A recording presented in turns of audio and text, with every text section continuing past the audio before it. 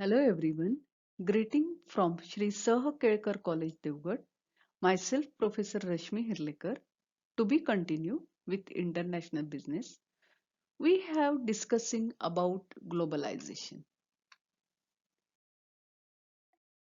In previous lecture, we have discussed about meaning of globalization and features of globalization.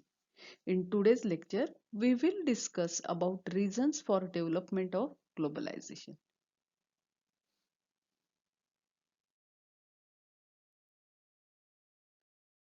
Reasons for development of globalization.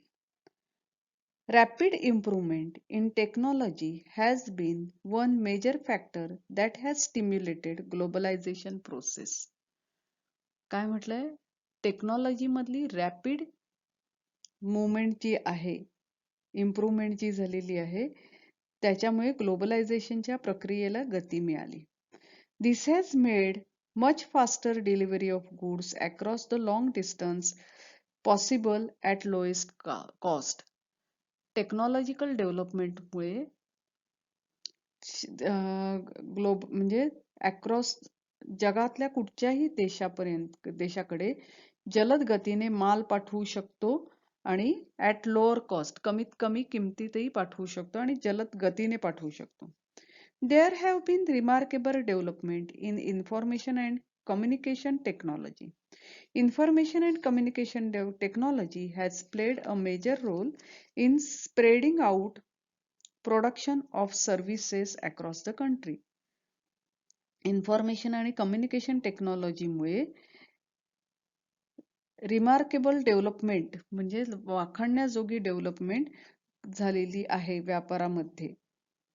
Information and technology has played a major role in spreading out production and services across the country. पूर्ण देशामध्ये production आणि services पसरवण्यासाठी information टेक्नॉलॉजीचा खूप मोठी मदत झालेली आहे. Removing barriers and restrictions set by government is what is known as liberalization. म्हणजे सरकारने जे रेस्ट्रिक्शन्स, जे बॅरियर्स, जे अडथळे किंवा ज्याच्यावर बंदी घातलेली आहे असे अडथळे रिमूव्ह करणं याला लिबरलायझेशन म्हणतात. Government imposes much less restrictions than before and therefore is said to be more liberal. म्हणजे पूर्वीपेक्षा आता सरकार काय करतं, कमी रेस्ट्रिक्शन्स ठेवते आणि त्यामुळे therefore said to be more liberal. Fourth point. The rapid shrinking of time and distance across the globe thanks to faster communication, speedier transportation, growing financial flow and rapid technological changes. बघा काय म्हटलंय? Rapid shrinking of time म्हणजे वेळ जो आहे तो मोठ्या जलद गतीने कमी व्हायला लागलाय. डिस्टन्स म्हणजे देशांमधलं अंतर जे आहे ते किंवा देशांमधनं या एका देशामधून दुसऱ्या देशामध्ये माल पाठवण्यासाठी लागणारा वेळ हे खूप मोठ्या प्रमाणावर कमी व्हायला लागलेलं आहे.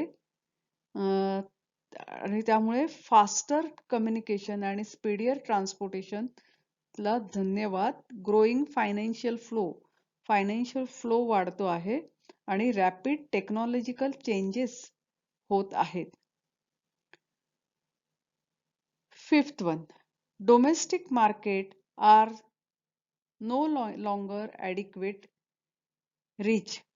It is necessary to search for international market and set up overseas production facilities. म्हणजे डोमेस्टिक मार्केट पुरती आपण स्वतःला मर्यादित ठेवलं तर शक्य नाहीये आपण सगळं प्रोडक्ट विकू शकू किंवा चांगल्या प्रकारे प्रोडक्शन करू शकतो. त्यामुळे search for international market is necessary to set up overseas production निर्माण करण्यासाठी. Company may choose for going international to find political stability which is relatively good in other country.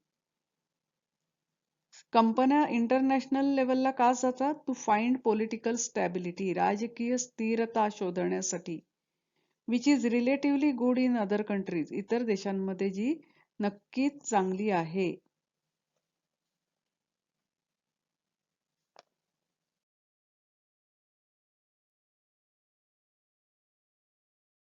Seventh, to get technology and managerial know-how.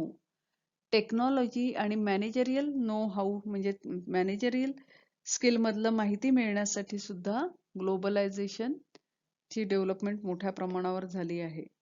किंवा company often setup overseas plant to reduce the high transportation cost. कंपन्या काय करतात? Overseas plant उभारतात. कशासाठी? High cost of transportation कमी करण्यासाठी. Point number 9, some companies set up plants overseas so as to be close to their raw material supply and to the market for their finished product. काही कंपन्या त्यांचे plants overseas मध्ये plant उभारतात to be close to their raw material supply. कुठे उभारतात? जिथे raw material supply जवळ उपलब्ध असतो अशा ठिकाणी ते मोठमोठे प्लांट्स उभारतात. To be close to their raw material supply and to market for their finish goods. म्हणजे ज्या ठिकाणी रॉ मटेरियलचा सप्लाय होतो आणि ज्या ठिकाणी फिनिश गुड्स साठी मार्केट उपलब्ध असतं अशा ठिकाणी कंपन्या आपले सेटअप उभारतात किंवा प्लांट्स उभारतात. Point number 10, other development also contributes to increasing international business. इतर जी काही प्रगती झाली आहे त्यामुळे आंतरराष्ट्रीय व्यापार वाढायला लागलेला आहे.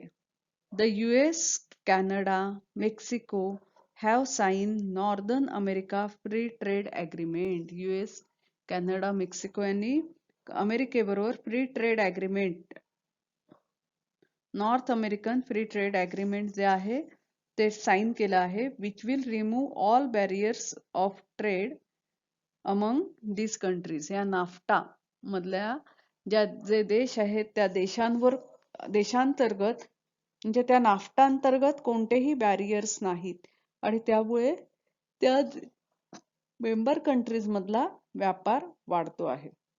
The last point, creation of world trade organisation is stimulating increase cross border trade.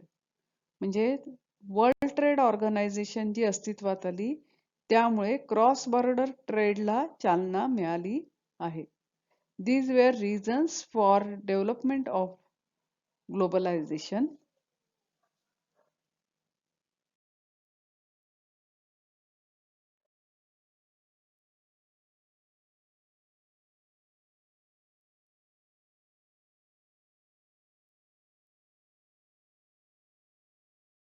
विद्यार्थी मित्रांनो, आज आपण लेक्चरमध्ये reasons for development of globalisation बघितलं.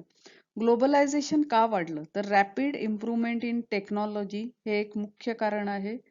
त्यामुळे फास्टर डिलिव्हरी ऑफ गुड्स शक्य झालेलं आहे. Remarkable development in information and communication technology झाली आहे आणि त्याचा उपयोग होतोय. तसंच removing barriers and restrictions by government is known as liberalisation. लिबरलायझेशनमुळे सुद्धा ग्लोबलायझेशन वाढलंय. Rapid shrinking of time and distance. वेगवेगळ्या देश हे वेळेने किंवा अंतराने जवळ आलेले आहेत. त्याच्यानंतर company choose going international to find political. Companies may choose for going international to find political stability which is relatively good in other countries. Company आंतरराष्ट्रीय व्यापारपेठेत जाण्याचा का प्रयत्न करते? तर पॉलिटिकल स्टॅबिलिटी म्हणून इतर देशांमध्ये राजकीय स्थिरता असते त्याचा फायदा तिथल्या व्यापाऱ्यांना होतो. टू गेट टेक्नॉलॉजी आणि मॅनेजरियल नो हाऊ पण म्हणजे मॅनेजरियल टेक्नॉलॉजी मिळते, ज्ञान मिळतं, ट्रान्सपोर्टेशन कॉस्ट कमी होते, ज्या ठिकाणी रॉ मटेरियल उपलब्ध आहे अशा ठिकाणी प्लांट्स उभारले जातात किंवा जिथे मार्केट आहे तिथे उभारले जातात.